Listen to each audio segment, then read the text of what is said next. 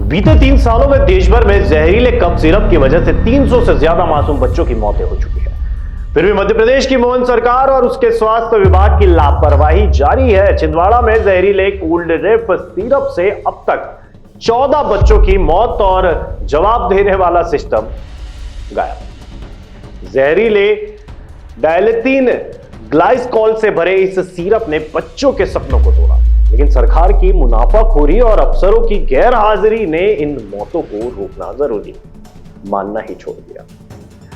नमस्कार, मैं भारत पंचवाल और आप देख रहे हैं राजीव टाइम। आज हम आपको दिखाएंगे कैसे सिस्टम की जड़ में बैठी यह लापरवाही मासूमों की जानों की कीमत पर चल रही है। शुरुआत में बच्चों में सिर्फ बुखार और खांसी के लक्षण थे, लेकिन दवा लेने के बाद उनकी किडनी काम करना बंद कर गई।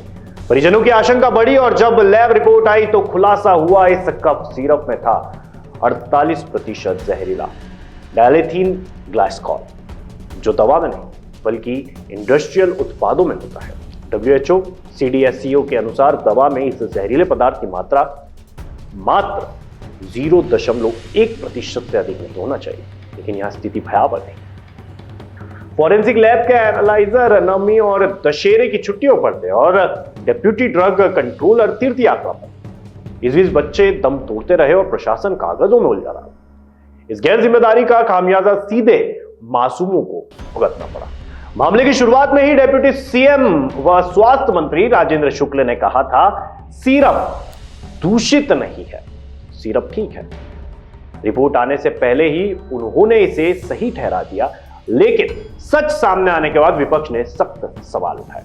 जब स्वास्थ्य और दवा नियंत्रण विभाग उन्हीं के पास है तो इतनी बड़ी चूक कैसे हुई? कांग्रेस ने इस मामले को लेकर प्रदेश सरकार के खिलाफ मोर्चा खोल दिया है। दौर में कांग्रेस नेताओं ने गांधी प्रतिमा के सामने सद्भावना यज्ञ कर प्रदेश सरकार को चेतावनी दे दी है। कहा है, यदि जल्द कार्रवाई नहीं हुई तो उग्र आंदोलन किया जाएगा।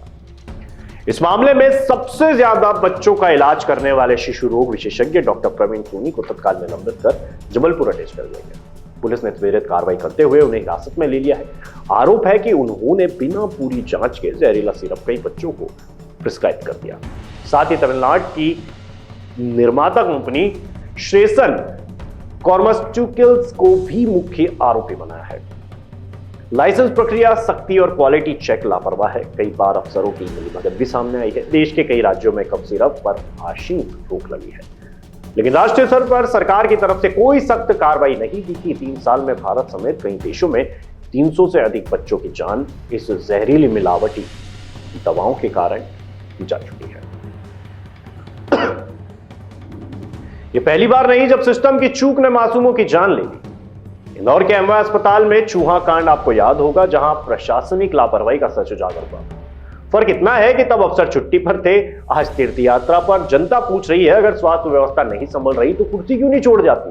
छिंदवाड़ा की इस दर्दनाक त्रासदी ने एक बार फिर उजागर कर दिया है कि जहरीली दवा केवल मुनाफाखोर कंपनियों की वजह से नहीं, बल्कि भ्रष्ट और सुस्त प्रशासन की देन भी है। जब जिम्मेदार अफसर मौके पर नहीं होते, मंत्री बयानबाजी में लगे रहते हैं और सिस्टम मौन साधते रहता है, तो मासूमों की जान का क्या होगा? कांग्रेस की मांग है कि मुख्यमंत्री तुरंत स्वास्थ्य मंत्री का इस्तीफा लें, जिम्मेदार अधिकारियों को बर्खास्त किया जाए और बच्चों के परिवारों को उचित मुआवजा दिया जाए। क्योंकि जब सिस्टम की नसों में जहर घुल जाए और जहर की सफाई नहीं, सिस्टम की पूरी सूझ लेना जरूरी है।